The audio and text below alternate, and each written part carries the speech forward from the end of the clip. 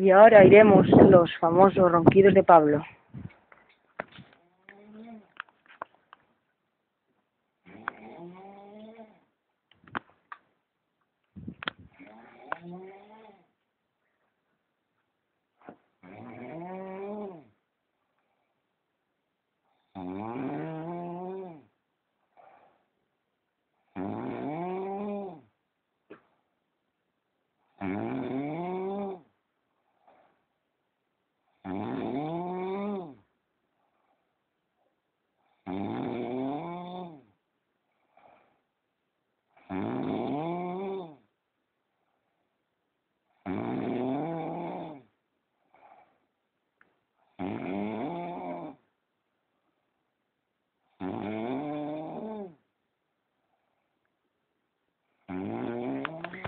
Y estos son los ronquidos de Pablo.